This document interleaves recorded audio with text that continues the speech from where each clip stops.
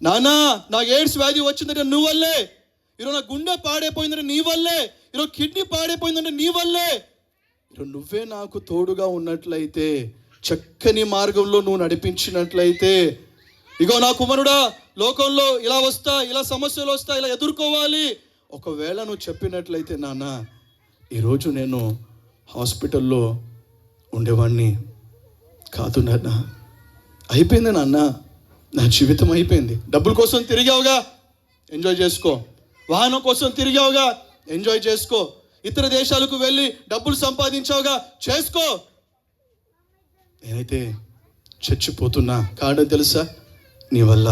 ఈ మాటలు వింటున్నా ప్రియ సహోదరి, ప్రియ సహోదరుడా, దేవుడు నీకు ఇచ్చిన కుమారుడు, దేవుడు నీకు ఇచ్చిన కుమార్తెను ఎలా పెంచుతున్నావు?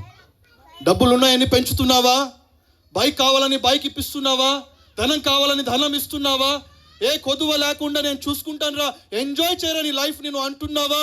దయచేసి గమనించు, ఈ లోకంలో తండ్రి ప్రేమను ఎవరు చూపించలేరు, తల్లి ప్రేమను ఎవరు చూపించలేరు. తల్లి స్థానాన్ని, తండ్రి స్థానాన్ని నువ్వు తప్ప ఇంకెవ్వరు కూడా ఆ స్థానాన్ని భర్తీ చేయలేరు. ప్రియ తల్లి, ప్రియ తండ్రి, కొడుకున్నాడా, కూతురుందా? ఎలా పెంచుతున్నావు? గడుపుతున్నావా నీ కొడుకుతో, కూతురుతో గడుపుతున్నావా? అడుగుతున్నావా? లోకంలో ఎలా బ్రతకాలని చెప్తున్నావా? లేదా ఇష్టానుసారంగా వదిలేస్తున్నావా? ఆలోచించు. ఒక రోజు వస్తుంది, ఆ కూతురే, ఆ కొడుకే నీ ఎదుట నిలబడి, ఈరోజు నేను ఏమై ఉన్నానో నీ వల్లే నాన్న, ఈరోజు నేను తాగుతున్నానంటే, ఈరోజు నేను సిగరెట్ కాలుస్తున్నానంటే, ఈరోజు నేను సినిమాలు చూసి పాడైపోయానంటే కారణం తెలుసా నాన్న? నువ్వే అని ఒకవేళ నీ కొడుకు ఈ మాట అన్నట్లయితే నీ గుండె తట్టుకుంటుందా? ఆలోచించు. అమ్మా నీ వల్లే అమ్మా సీరియల్ చూస్తూ నన్ను నువ్వు పట్టించుకోవాలా, నన్ను ప్రేమించాలా, ఎలా ఈ భూమి మీద బ్రతకాలో చెప్పలేదు. ఈరోజు నేను అబ్బాయితో తిరిగి నా జీవితాన్ని నాశనం చేసుకున్నానంటే కారణం తెలుసా? నువ్వే అమ్మా, నువ్వే. ఒకవేళ నీ కుమార్తె ఈ మాట చెప్పినప్పుడు నీ గుండె తట్టుకుంటుందా? ఆలోచించు. అడుగుతున్నా ప్రియ సహోదరి, ప్రియ సహోదరా, గమనించుకో. ఈరోజు అర్థం చేసుకో. పెంచు, మంచిగా పెంచండి, ప్రార్థనతో పెంచండి, ఆత్మీయతతో పెంచండి. దయచేసి గమనించండి. ఈరోజు మీ బిడ్డలు మీ చేతుల్లో ఉన్నారు. ఏం చేయాలో ఇప్పుడే మీరు రూపుదిద్దాలి. కుమ్మరి చేతుల్లో మట్టి ఉంటుంది. ఎటువంటి రూపము కావాలో ఆ కుమ్మరి చక్కగా రూపాన్ని దిద్దుకుంటాడు. తనకు ఎట్లా కావాలో అట్లా రూపాన్ని దిద్దుకుంటాడు, తయారు చేసుకుంటాడు తనకు ఉపయోగపడే విధంగా. ఆ కుమ్మరి ప్లేస్లో నువ్వే ఉన్నావు. తల్లి, తండ్రి, నువ్వే ఆ కుమ్మరి ప్లేస్లో నువ్వు ఉన్నావు. నీ కొడుకును ఎలా తయారు చేయాలనుకుంటున్నావు? నీ కుమార్తెను ఎలా తయారు చేయాలనుకుంటున్నావు? నీ కొడుకును ఏ స్థాయిలో తీసుకుని వెళ్ళాలనుకుంటున్నావు?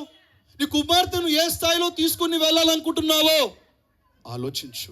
ఈరోజు ఒక నిర్ణయం తీసుకో. ఈరోజు ఒక తీర్మానము తీసుకో. ఈ తండ్రి వల్లే మాత్రం ఉండొద్దు.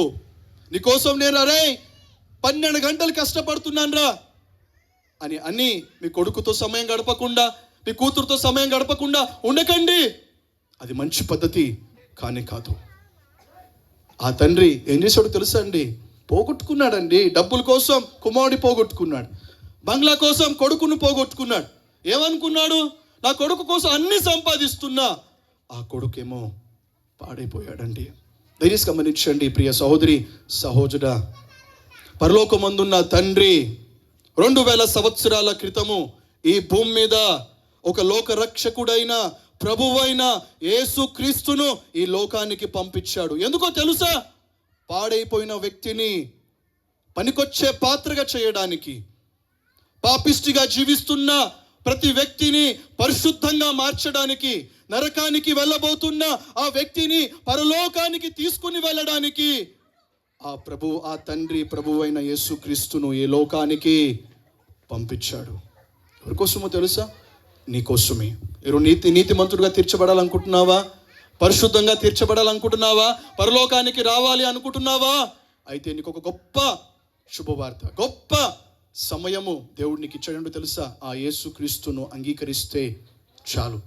నీ జీవితం ధన్యమైపోతుంది. ఆ తండ్రి ఆ కొడుకును బ్రతికించలేకపోయాడేమో, కానీ నేను ప్రకటిస్తున్నా, ఈ పరలోకపు తండ్రి నిన్ను బ్రతికిస్తాడు. కష్టాల్లో నువ్వు నలిగిపోతూ ఉండవచ్చు, బాధలో నలిగిపోతూ ఉండవచ్చు, సమస్యలో ఎటు కాకుండా నువ్వు ఉండవచ్చు, నీకేమీ అర్థం కావట్లేదేమో, కానీ నేను ప్రకటిస్తున్నా, ఈ పరలోకమందున్న తండ్రి మాత్రం నిన్ను కలుగ చేసుకుంటాడు, నీ జీవితాన్ని లేపుతాడు. ఈరోజు ఒక తీర్మానం తీసుకుంటావా? నీ కొడుకును ఏ విధంగా తయారు చేయాలనుకుంటున్నావు? నీ కుమార్తెను ఏ విధంగా తయారు చేయాలనుకుంటున్నావు? ఆలోచించు. గోళీలు ఆడుతూ పెంచుదాం అనుకుంటున్నావా? క్రికెట్ ఆడుతూ పెంచుదాం అంటున్నావా? సినిమాలు చూస్తూ పెంచుదాం అనుకుంటున్నావా? ఇష్టానుసారంగా జీవిస్తూ పెంచాలనుకుంటున్నావా? అయితే ఆ కొడుకు ఒక రోజు అండి పనికి రాకుండా మిగిలిపోతాడు. అది రాకుండా ఉండాలి అని ప్రభు ఈ మాట ద్వారా మీకు తెలియజేస్తూ ఉన్నాడు. రండి ప్రార్థన చేసుకుందాం. కేక్ రెడీ చేసుకుందాం, ప్రార్థన చేసుకుందాం. ప్రియ సహోదరి, ప్రియ సహోదరుడా, కొడుకున్నాడా నీకు? కుమార్తె ఉందా నీకు? అయితే నువ్వు ఎలా తయారు చేయాలనుకుంటున్నావు? కుమ్మరి ఆ మట్టిని తయారు చేస్తాడు తనకు ఉపయోగపడే విధంగా. అడుగుతున్నా ప్రియ తల్లి, ప్రియ తండ్రి, నీ కొడుకును నీ కూతుర్ని ఏ విధంగా తయారు చేయాలి అనుకుంటున్నావు? ఏ విధంగా ఒక రూపాన్ని తీసుకురావాలనుకుంటున్నావు? ఈరోజు నీ తీర్మానం మీద ఆధారపడి ఉంది. ఈరోజు నువ్వు అనుకునే మీద ఆధారపడి ఉంది. ఈరోజు నువ్వు నోటితో చెప్పే విషయం మీద ఆధారపడి ఉంది.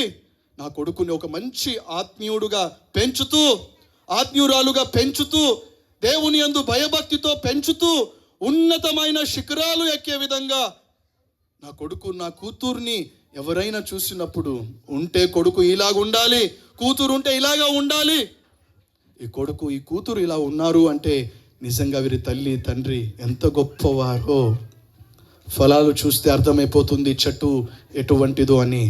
ఈరోజు నీ కొడుకును నీ కూతుర్ని స్కూల్లో కానీ, కాలేజ్లో కానీ, వీధుల్లో కానీ, నీ ఇంటి పక్కన వారు కానీ నీ కొడుకును నీ కూతురును చూసినప్పుడు చెప్పగలగాలి, నిజంగా వీరి యొక్క తల్లి తండ్రి బహుధన్యులు.